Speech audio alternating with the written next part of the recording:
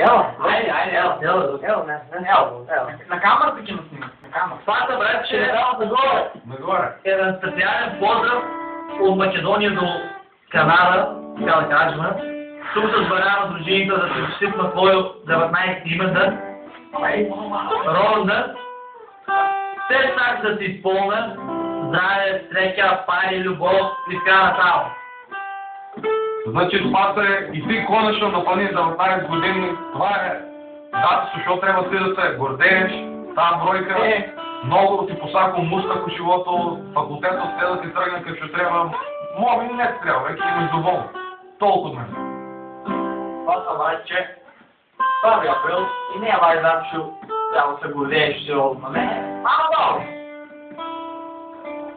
Ти не замаваш.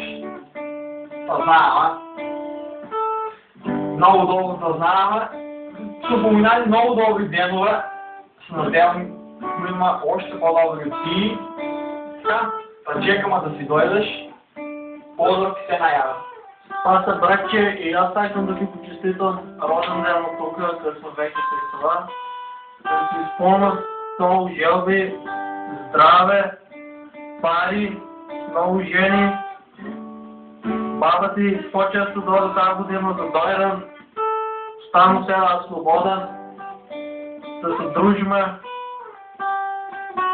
И ако може да ни пустиш документи, да ни излечиш нагоре на канала. Брат Спак, Достоевски напиша: среќата со пари не се купува.